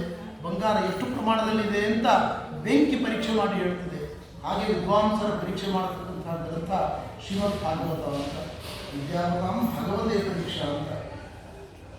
ಈ ಭಾಗವತದ ಹಿರಿಮೆ ಅಂತಹದ್ದು ಅಂದರೆ, ಮೇರು ಹಿಮಾಲಯದ ಎತ್ತರದ ಪಂಡಿತರು ಕೂಡ ಇದರ ಮುಂದೆ ತಲೆ ತಗ್ಗಿಸ್ತಾರೆ. ಯಾರು ಪೂರ್ಣವಾಗಿ ಭಾಗವತಕ್ಕೆ ನ್ಯಾಯವನ್ನು ಕೊಡಲಿಕ್ಕೆ ಸಾಧ್ಯ ಇಲ್ಲ. ಅಂತಹ ದೊಡ್ಡ ಗ್ರಂಥ ಇದೆ. ಎಲ್ಲರೂ ತಮ್ಮ ಯೋಗ್ಯತೆಗನುಗುಣವಾಗಿ ಭಾಗವತವನ್ನು ಹೇಳ್ತಕ್ಕಂಥ ಪ್ರಯತ್ನವನ್ನು ಮಾಡತಕ್ಕಂಥದ್ದು. ಒಂದು ಆಶ್ವಾಸನೆಯನ್ನು ದಾಸರು ಕೊಟ್ಟಿದ್ದಾರೆ. ಶೃಣ್ವತಾಂ ಸ್ವಕಥಾಂ ಕೃಷ್ಣ ಪುಣ್ಯ ಶ್ರವಣ ಕೀರ್ತನ ಹೃದಯಂತಸ್ಥೋ ಶುಭದ್ರಾಣಿ ವಿದುರಮುಕ್ತ ಮರುತ್ಸತಾಂ ಅಂತ. ಇದರ ತಾತ್ಪರ್ಯ ಹೀಗಿದೆ, ಎಲ್ಲ ಗ್ರಂಥಗಳಿಗಿಂತ ಭಾಗವತ ಯಾಕೆ ಶ್ರೇಷ್ಠ ಅಂದರೆ ಸಮಾಧಿ ಭಾಷೆಯಿಂದ ರಚಿತವಾದ ಗ್ರಂಥ ಇದು. ಇದರಲ್ಲಿ ಏನೋ ಭಗವಂತನ ಮಂಗಲ ಕಥೆಗಳು ಅಡಕವಾಗಿದ್ದಾವೆ. ಅದನ್ನು ನಾವು ಗುರುಮುಖದಿಂದ ಶ್ರವಣ ಮಾಡಿದರೆ ಒಳಗಿರುವ ಎಲ್ಲ ಕೊಳೆ, ಅಜ್ಞಾನ ವಿಪರೀತ ಜ್ಞಾನಗಳ ಕೊಳೆ, ರಾಗದ್ವೇಷಗಳ ಕೊಳೆ ಕ್ರಮವಾಗಿ ದೂರವಾಗ್ತದೆ. ಹರಿ ನಮ್ಮ ಹೃದಯದಲ್ಲಿ ಸನ್ನಿಹಿತನಾಗ್ತಾನೆ. ಈ ದೃಷ್ಟಿಯಿಂದ ಭಾಗವತವನ್ನು ಜ್ಞಾನಿಗಳು ಅಂದಿನಿಂದ ಇಂದಿನವರೆಗೆ 18 ಪುರಾಣಗಳಲ್ಲಿ ವಿಷ್ಣು ಪುರಾಣದ ಮಂಗಳ ನಡೆಯುವುದಿಲ್ಲ, ಪಾದ್ಮ ಪುರಾಣದ ಮಂಗಳ ನಡೆಯುವುದಿಲ್ಲ, ಕೇವಲ ಭಾಗವತದ ಮಂಗಳ ನಡೆಯುತ್ತದೆ. ಕಾರಣ ಭಾಗವತದ ಹಿರಿಮೆ ಅಂತಹದ್ದು. ಈ ದೃಷ್ಟಿಯಿಂದ ನಮ್ಮ ಮನಸ್ಸಿನ ಮಲವನ್ನು ಕೊಡೆಯಲು ತೊಡಿತಕ್ಕಂಥ ಶಕ್ತಿ ಭಾಗವತದ ಗ್ರಂಥಕ್ಕಿದೆ. ಜಗದ್ಗುರು ಶ್ರೀಮದ್ ಆಚಾರ್ಯರ ವ್ಯಾಖ್ಯಾನ, ಯಾದವಾರ್ಯರ ವ್ಯಾಖ್ಯಾನ, ಧರ್ಮಸ್ವಾಮಿಗಳವರ ವ್ಯಾಖ್ಯಾನ, ಸುತೀರ್ಥರ ವ್ಯಾಖ್ಯಾನ, ಹೀಗೆ ಎಲ್ಲ ಜ್ಞಾನಿಗಳ ವ್ಯಾಖ್ಯಾನದ ಬೆಳಕಿನಲ್ಲಿ ಭಾಗವತವನ್ನು ನಾವು ಅಧ್ಯಯನ ಮಾಡತಕ್ಕಂಥದ್ದು ಆತ್ಮೋದ್ಧಾರಕ್ಕೆ ಕಾರಣವಾಗಿರ್ತಕ್ಕಂಥದ್ದು. ನಮ್ಮ ಮೋಹನಾಚಾರ್ಯ ದಂಪತಿಗಳ ಕುಮಾರರಾಗಿರ್ತಕ್ಕಂಥ ಪ್ರಣವಾಚಾರ್ಯ ತರುಣ ಪಂಡಿತರವರು ಸುಧಾಧಿಕರಣವನ್ನು ತುಂಬ ಚೆನ್ನಾಗಿ ವ್ಯಾಸಂಗ ಮಾಡಿದ್ದಾರೆ. ನಮ್ಮ ಗುರುಗಳಾದ ತ್ರಿಜಾವತಿಪಾದಗಳವರ ಅನುಗ್ರಹಕ್ಕೆ ಪಾತ್ರರಾಗಿರ್ತಕ್ಕಂಥವರು. ಇನ್ನು ಮುಂದೆ ವ್ಯಾಸತ್ರಯವನ್ನು ಪರಿವಾರ ಶ್ರೀಪಾದಗಳವರಲ್ಲಿ ಅಧ್ಯಯನ ಮಾಡಲಿಕ್ಕಿದ್ದಾರೆ. ಜೊತೆಗೆ ನಮ್ಮ ರಂಗಾಚಾರ್ಯರ ಮಾರ್ಗದರ್ಶನದಲ್ಲಿ, ಅವರ ಗುರುತ್ವದಲ್ಲಿ, ಅವರ ಅಧ್ಯಾಪನದಲ್ಲಿ ಜನಾನಿ ಪರೀಕ್ಷೆಯನ್ನು ಕೂಡ ಕೊಡಲಿಕ್ಕಿದ್ದಾರೆ. ಎಲ್ಲವೂ ಕೂಡ ಒಂದು ಸುಮಧುರ ಸಂಗಮ, ಬಹಳ ಸಂತೋಷದ ಸಂಗತಿ. ನಮ್ಮ ಮೋಹನಾಚಾರ್ಯ ದಂಪತಿಗಳು ಮಾಡಿರ್ತಕ್ಕಂಥ ಗುರುಗಳ ಸೇವೆಯ ಫಲವಾಗಿ ಇಬ್ಬರೂ ಮಕ್ಕಳು ಕೂಡ ಒಳ್ಳೆಯ ವಿದ್ವಾಂಸರಾಗಿದ್ದಾರೆ, ವಿದ್ವಾಂಸರಾಗ್ತಾ ಇದ್ದಾರೆ. ಭಾಗವತವನ್ನು ಹಿಡಿದು ನಿರಂತರ ಭಾಗವತ ಪ್ರವಚನದ ಮೂಲಕ, ಸುಧಾದಿ ಗ್ರಂಥಗಳ ಪಾಠದ ಮೂಲಕ ಹರಿಗುರುಗಳ ಕೃಪೆಯಲ್ಲಿ ಕುಟುಂಬ ಸಂಪಾದನೆ ಮಾಡಿಕೊಳ್ಳಲಿ. 2 ವರ್ಷಗಳ ಕಾಲ ಮೋಹನಾಚಾರ್ಯ ದಂಪತಿಗಳು ಉಡುಪಿಯಲ್ಲಿದ್ದು ಪರಿವಾರ ಶ್ರೀಗಳವರ ಪರ್ಯಾಯ ಉತ್ಸವದ ಸಂದರ್ಭದಲ್ಲಿ ವಿಶಿಷ್ಟವಾದ ಸೇವೆಯನ್ನು ಮಾಡಿದ್ದಾರೆ. ಅಷ್ಟೇ ಅಲ್ಲ, ಯಾವಾಗಲೂ ಪರಿವಾರ ಮಠಕ್ಕೆ ಬೇರೆ ಸ್ವಾಮಿಗಳಿಗೆ ಅವರ ಸೇವೆ ಇರತಕ್ಕಂಥದ್ದು ನಿರ್ದಿಷ್ಟವಾಗಿರತಕ್ಕಂಥದ್ದು. ಆ ದೊಡ್ಡವರ ಸೇವೆ ಎಂದು ವಿಫಲವಾಗುವುದಿಲ್ಲ. ನದೇವ ಪೋಷಣವನ್ನು ಅಂತ ಹೇಳಿದಂತೆ ಸಾರ್ಥಕವಾಗಿದೆ. ಅವರಿಬ್ಬರು ಮಕ್ಕಳು ಒಳ್ಳೆಯ ವಿದ್ಯಾವಂತರಾಗ್ತಾ ಇದ್ದಾರೆ. ವಿಶೇಷವಾಗಿ ಪ್ರಣವಾಚಾರ್ಯರು 50 ದಿವಸಗಳ ಕಾಲ ಅವರ ಮಾತಾಮಹ ಮತ್ತು ಅವರ ಅಜ್ಜ ಹೇಳಿದಕ್ಕೋಸ್ಕರವಾಗಿ ಭಾಗವತವನ್ನು 50 ದಿವಸಗಳ ಕಾಲ ಪ್ರವಚನ ಮಾಡಿದ್ದಾರೆ. ಬಹಳ ಸಂತೋಷದ ವಿಷಯ. ಭಾಗವತದ ಕಥೆಯನ್ನು ಹೇಳಿದರೂ ಸಾಕು, ಅಷ್ಟಿರುವಾಗ ತಾತ್ಪರ್ಯ ಟಿಪ್ಪಣಿಗಳನ್ನು ಹಿಡಿದುಕೊಂಡು ಅವರು ಹೇಳ್ತಾ ಇರ್ತಕ್ಕಂಥದ್ದು ಇನ್ನೂ ಹೆಚ್ಚು ಸಂತೋಷದ ಸಂಗತಿ. ಆದರೆ ಅವರ ಅಜ್ಜಿ ಬಹಳಷ್ಟು ವ್ಯಕ್ತಿಗಳಿಗೆ ಹರಿಕಥಾಮೃತಸಾರ ಹೇಳಿಕೊಟ್ಟವರು ನಿತ್ಯ ಅದನ್ನು ಆವೃತ್ತಿ ಮಾಡ್ತಾ ಇದ್ದಾರೆ ಅವರ ಕುಟುಂಬದಲ್ಲಿ. ಆದ್ದರಿಂದ ಧಾರ್ಮಿಕ ಸಂಸ್ಕಾರ ಅವರಿಗೆ ಅತ್ಯಗತವಾಗಿ ಬಂದಿದೆ. ಶ್ರೀಪಾದರವರು ನಮ್ಮ ಮಠದ ಶಿಷ್ಯರಾದ ಕಾರಣ ಇಲ್ಲಿಯೇ ಜ್ಞಾನಕಾರಿ ಆಗಬೇಕು, ಇಲ್ಲಿಯೇ ಮಂಗಳ ಆಗಬೇಕು ಅಂತ ಬಹಳ ಉತ್ತೇಜನವನ್ನು ಕೊಟ್ಟು ಕಾರ್ಯಕ್ರಮ ನಡೆಸ್ತಾ ಇದ್ದಾರೆ. ಆ ಕಾರ್ಯಕ್ರಮ ಇದಕ್ಕೆ ಉಪಸಂಹಾರ ಅಲ್ಲ, ಉಪಕ್ರಮ ಅಷ್ಟೇ. ಇಂತಹ ಉಪಕ್ರಮಗಳು ನಿರಂತರ ನಡೀತಾ ಹೋಗಲಿ. ಶ್ರೀಪಾದರಾಜ ಮಠದಲ್ಲಿ ಜ್ಞಾನ ಕಾರ್ಯಗಳು ಅವಿಚ್ಛಿನ್ನವಾಗಿ ನಡೀಲಿ. ಸರ್ವಮೂಲ ಪಾಠ ಅವರು ಮಾಡುವ ಹಾಗಾಗಲಿ. ಅವರವರ ತಂದೆ ಅದರಂತೆ ಶಾಸ್ತ್ರಗ್ರಂಥಗಳ ನಿರಂತರ ಪಠನ ಈ ಮಠದಲ್ಲಿ ನಡೀಲಿ. ಶ್ರೀಗಳವರ ಜನರು ಕೂಡ ಸಂಪನ್ನವಾಗಿ ಅಂತ ಹೇಳ್ತಾ ಪ್ರಣವಾಚಾರ್ಯರಿಗೆ ಹರಿವಾಯುಗಳು ಒಳ್ಳೆಯ ಆರೋಗ್ಯ ಭಾಗ್ಯ ಮತ್ತು ನಿರಂತರ ಶಾಸ್ತ್ರಗಳ ಪೂಜೆ ಮಾಡತಕ್ಕಂತಹ ದೀಕ್ಷೆ ಶ್ರದ್ಧೆಯನ್ನು ಕರುಣಿಸಲಿ ಅಂತ ಅವರಲ್ಲಿ ಪ್ರಾರ್ಥನೆ ಮಾಡ್ಕೊಂಡು ನನ್ನ ಮಾತುಗಳನ್ನು ಮುಕ್ತಾಯ ಮಾಡ್ತೀನಿ. ದಯವಿಟ್ಟು ಎಲ್ಲರೂ ಇನ್ನು 10 ನಿಮಿಷಗಳ ಕಾಲ ಕೊಡಬೇಕು, ಎಲ್ಲ ಸಹಕರಿಸಬೇಕು. ರಂಗಾಚಾರ್ಯರು ಪೇಜಾವರ ಶ್ರೀಪಾದರ ಅಚ್ಚುಮೆಚ್ಚಿನ ಶಿಷ್ಯರು, ಅವರು ಒಂದೆರಡು ಮಾತುಗಳನ್ನು ಆಡಿ ಆಚರಿಸಬೇಕು ಅಂತ ಹೇಳಿ.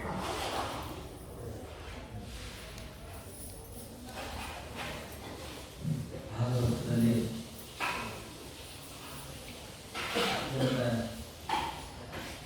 ಸಂಪೂರ್ಣತೆಯಿಂದ ಉಪನ್ಯಾಸವನ್ನು ಮಾಡಿದ್ದಾನೆ. ವಿಶೇಷ ಅಂದರೆ ಶ್ರೀಪಾದಗಳ ಸನ್ನಿಧಾನದಲ್ಲಿ, ಕೃಷ್ಣನ ಸನ್ನಿಧಾನದಲ್ಲಿ ಕೃಷ್ಣ ಕಥೆಯನ್ನು ಹೇಳಿದ್ದಾನೆ. ಅದು ಬಹಳ ಮಹತ್ವದ್ದು. ಅವರ ಸನ್ನಿಧಾನವನ್ನು ಅವರೇ ಒದಗಿಸಿಕೊಂಡವರು, ಅವರಿಗೆ ಮೊದಲ ನಮಸ್ಕಾರವನ್ನು ಮಾಡಬೇಕು ಶ್ರೀಪಾದಗಳಿಗೆ. ಇಂತಹ ಒಂದು ದಿವ್ಯ ಸನ್ನಿಧಾನವನ್ನು ಕೊಟ್ಟು ಈ ಕೃಷ್ಣ ಕಥೆ ಚೆನ್ನಾಗಿ ನಡೆಯುವಂತೆ ಮಾಡಿದ ಶ್ರೀಪಾದಗಳಿಗೆ ನಮಸ್ಕಾರ ಪಂಡಿತರಿಗೂ ಕೂಡ ನಮಸ್ಕಾರವನ್ನು ಮಾಡ್ತಾ ಆಚಾರ್ಯರಿಗೆ. ಭಾಗವತದಲ್ಲಿ ಧರ್ಮಸ್ವ ಅನುಷ್ಠಿತ ಪುಂಸಾಂ ವಿಶ್ವಕ್ಸೇನ ಕಥಾಶ್ರಯಾನ್ ನೋತ್ಪಾದಯೇತ್ ಯದಿರತಿಂ ಶ್ರಮ ಏವ ಹಿ ಕೇವಲಂ ಅಂತ ಭಾಗವತದಲ್ಲಿ ಬರ್ತಕ್ಕಂಥ ಸೂತಾಚಾರ್ಯರ ವಚನ ಇದು. ನಾವು ಮಾಡುವ ಕರ್ಮ ಅದು ಭಗವಂತನಿಗೆ ಸಾಧನ ಅಂತ ಆಗಬೇಕಾಗುತ್ತೆ. ನಾವು ಮಾಡುವ ಕರ್ಮ ಸಾಧನೆ ಆಗಬೇಕು. ಅದು ಸಾಧನೆ ಯಾವಾಗ ಆಗತ್ತೆ ಅಂದರೆ ಭಗವಂತನಲ್ಲಿ ಮನಸ್ಸು ಹೋದರೆ, ಯಾವ ಕರ್ಮದಿಂದ ಭಗವಂತನಲ್ಲಿ ಮನಸ್ಸು ಹೋಗುತ್ತೋ ಅದು ನಿಜವಾದ ಧರ್ಮ ಅಂತ ಕಲಿಸ್ಕೊಳ್ಳುತ್ತೆ. ಅಂತಹ ಧರ್ಮವನ್ನೇ ಪ್ರತಿಪಾದನೆ ಮಾಡಲಿಕ್ಕೆ ಹೊರಟಿರ್ತಕ್ಕಂಥ ಧರ್ಮ ಭಗವಂತನೇ, ಅದನ್ನು ಪ್ರತಿಪಾದನೆ ಮಾಡಲಿಕ್ಕೆ ಹೊರಟಂತಹ ಈ ಗ್ರಂಥ, ಈ ಭಾಗವತ ಗ್ರಂಥ ಇಂತಹ ಅದ್ಭುತವಾದ ಗ್ರಂಥ. 2 ಅಂಶಗಳನ್ನು ನಮ್ಮ ಹಿರಿಯರು ಒಂದು ಮಾತು ಹೇಳ್ತಾ ಇದ್ರು. ವಿದ್ಯಾವತಾಂ ಭಾಗವತೆ ಪರೀಕ್ಷಾ, 2 ಅರ್ಥಗಳು. ಶಬ್ದಾರ್ಥಗಳ ಚಿಂತನೆ ಇದು ಒಂದು ಪದ್ಧತಿ. ಇದು ಕಷ್ಟನೇ. ಭಾಗವತಕ್ಕೆ ಅರ್ಥ ಹೇಳುವಾಗ ಕ್ಲಿಷ್ಟ ಶಬ್ದಗಳು, ಕ್ಲಿಷ್ಟ ಯೋಜನೆಗಳು, ಅದು ಅರ್ಥ ಪೂರಿತವಾದದ್ದು, ಅರ್ಥ ಆಗಲ್ಲ ಬೇಗ. ಅದರ ಜೊತೆಗೆ ಭಾಗವತೆ ಅಂತಂದರೆ ಅವನು ಭಾಗವತವನ್ನು ಹೇಳಿದ ಪ್ರಧಾನ ಅಲ್ಲ, ಆ ಭಾಗವತದಲ್ಲಿ ಹೇಳಿದ್ದನ್ನೇ ಅನುಷ್ಠಾನ ಮಾಡ್ತಾನೆ ಪರೀಕ್ಷೆ ಮಾಡ್ತಾ ಇರಬೇಕು. ಬೇರೆ ಬೇರೆಯವರು ಬೇರೆ ಬೇರೆ ರೀತಿ ಪರೀಕ್ಷಾ. ವಿದ್ಯಾವಂತರಿಗೆ ಭಾಗವತದಲ್ಲಿ ಪರೀಕ್ಷಾ ಅಂತಂದ್ರೆ ಭಾಗವತ ಅರ್ಥ ಹೇಳ್ತಾನೋ ಇಲ್ವೋ ಅಂತ ಪರೀಕ್ಷಾ, ಅದೊಂದು ಬೇರೆ. ಕವಿಗಳು ಬೇಕಾದಷ್ಟು ಕವಿಗಳು ಇರ್ತಾರೆ, ಅವರು ಶಬ್ದಾರ್ಥಗಳ ಜ್ಞಾನವನ್ನು ಪಡೆದಿರ್ತಾರೆ. ಆದರೆ ಭಾಗವತದಲ್ಲಿ ಹೇಳಿದ್ದನ್ನು ಅನುಷ್ಠಾನ ಮಾಡ್ತಾನೋ ಇಲ್ವೋ ಅಂತ ಪರೀಕ್ಷೆ ಮಾಡಬೇಕಂತ ವಿದ್ಯಾವತ. ಯಾಕಂದ್ರೆ ವಿದ್ಯಾವಂತರಿಗೆ ಏನಂತಂದ್ರೆ ತಾನು ವಿದ್ಯಾವಂತನಾಗಿದ್ದೇನೆ ಅನ್ನೋದೇ ದೊಡ್ಡದಾಗಿರ್ತದೆ. ಅವನು ಭಾಗವತ ಹೇಳ್ತಾನೆ, ಭಾಗವತದಲ್ಲಿ ಹೇಳಿದ್ದನ್ನು ಮಾಡ್ತಾನೋ ಇಲ್ಲ ಅನ್ನೋದೇ ಬಹಳ ದೊಡ್ಡ ಪರೀಕ್ಷೆ ಇರುತ್ತೆ. ಅದನ್ನು ಪರೀಕ್ಷೆ ಮಾಡುವಾಗ ಸ್ವಯಂ ತಾನು ಪರೀಕ್ಷೆ ಮಾಡ್ಕೊಳ್ಬೇಕಂದ್ರೆ, ನಾನು ಭಾಗವತ ಹೇಳ್ತಾ ಇದ್ದೇನೆ, ಆದ್ರೆ ಭಾಗವತದಲ್ಲಿ ಹೇಳಿದ್ದನ್ನು ಎಷ್ಟು ನಾನು ಮಾಡ್ತಾ ಇದ್ದೇನೆ ಅಂತ ತಾನೇ ಪರೀಕ್ಷೆ ಮಾಡ್ತಾ ಹೋಗ್ಬೇಕು. ಇದು ಭಾಗವತೆ ಪರೀಕ್ಷಾ ಅನ್ನೋದಕ್ಕೆ ಅರ್ಥ ಅಂತ ಹೀಗೆ ಹಿರಿಯರು ಇನ್ನೊಂದು ವ್ಯಾಖ್ಯಾನವನ್ನ ಇದಕ್ಕೆ ಮಾಡಿದ್ದಾರೆ. ಆದ್ದರಿಂದ ಭಾಗವತವನ್ನ ಚೆನ್ನಾಗಿ ಹೇಳಿದ್ದಾನೆ, ಒಳ್ಳೆಯ ಧರ್ಮಾನುಷ್ಠಾನದಲ್ಲಿ ನಿರತನೂ ಆಗಿದ್ದಾನೆ. ಆ ಭಾಗವತ ಕಥಾ ಏನು ಶ್ರುತವಾದ ಭಾಗವತ ಕಥೆ ಇದೆ, ನೀವೆಲ್ಲ ಕೇಳಿದ್ದೀರಿ. ಅವನು ಹೇಳಿದ್ದಾನೆ, ಪ್ರಣವಾಚಾರ್ಯರು ಹೇಳಿದ್ದಾರೆ. ಆ ಭಾಗವತ ಕಥಾ ನಮ್ಮನ್ನೆಲ್ಲರನ್ನೂ ಕೂಡ ಪುನೀತರನ್ನಾಗಿ ಮಾಡಲಿ. ಅವನೊಂದು ಸ್ವಭಾವ, ಅವನು ಯಾವುದನ್ನು ಕೈಗೆ ಹಿಡ್ಕೊಳ್ತಾನೋ ಅದನ್ನು ಸಾಧಿಸದೇ ಬಿಡಲ್ಲ ಅಂತ ಪ್ರಣವಾಚಾರ್ಯರದ್ದು ಒಂದು ಸ್ವಭಾವ. ಅವನಿಗೆ ಹಠ ಸ್ವಲ್ಪ. ಅವನಿಗೇನಾದ್ರೂ ತಾನು ಮಾಡಬೇಕು ಅಂತ ತಲೆಯಲ್ಲಿ ಬಂದ್ಬಿಟ್ರೆ ಮನೆಯಲ್ಲಿದ್ದವ್ರು ಯಾರನ್ನೂ ವಿಚಾರ ಮಾಡಲ್ಲ, ತನ್ನ ಪಾಡಿ ತಾನು ಓದ್ತಾ ಇರ್ತಾನೆ. ಅಂತಹ ಒಂದು ಸ್ವಭಾವದ ಹುಡುಗ. ಹಾಗಾಗಿ ಭಾಗವತವನ್ನು ಹೇಳುವಾಗಲೂ ಕೂಡ ಆಚಾರ್ಯ ಇವ್ರು ಭಾಗವತ ಇದೆ ಅಂತ ಹೇಳ್ತಾ ಇದ್ದ.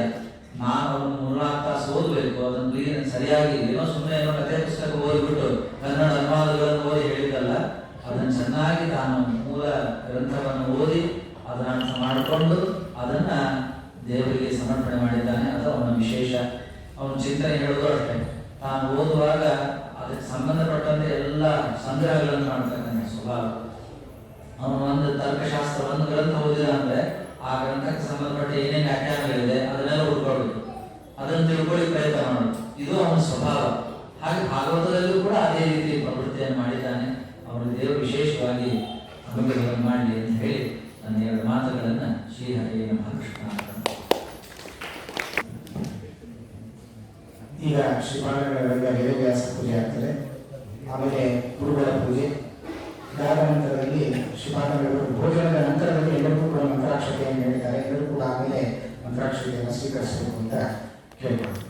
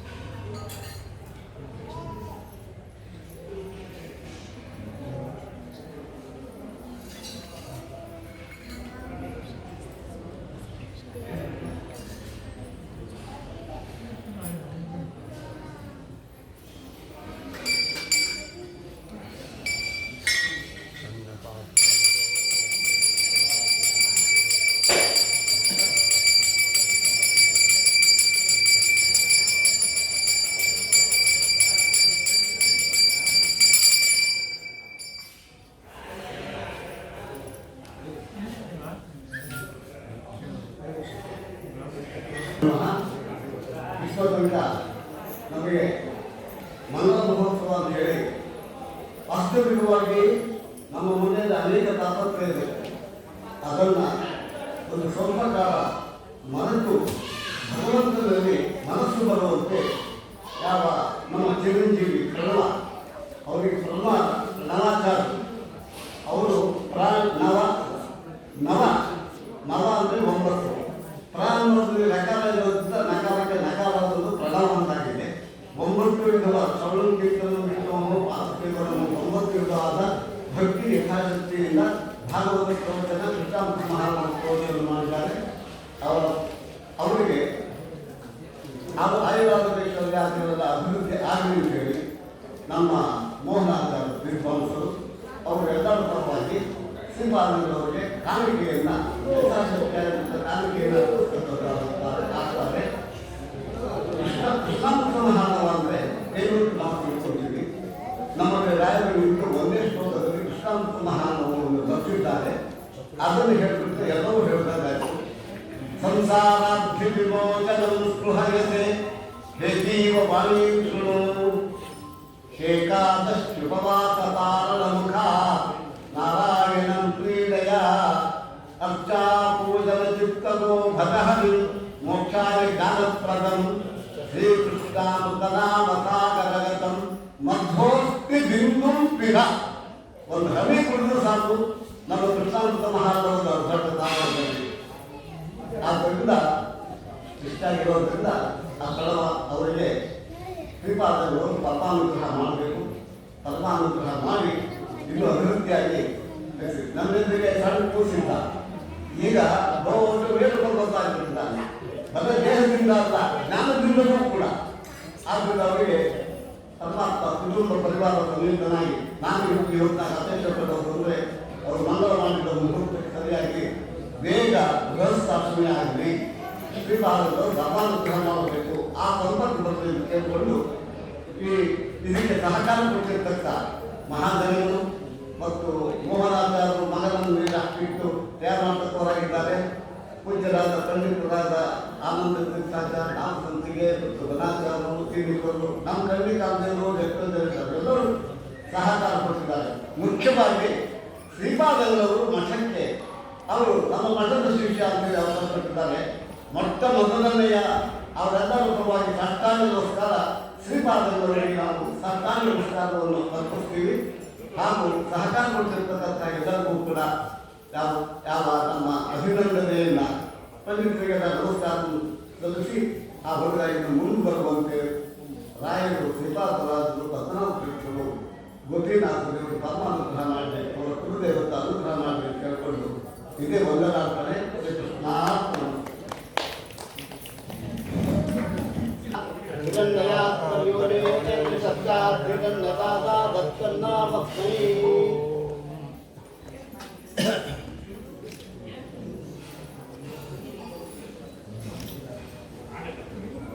ಈ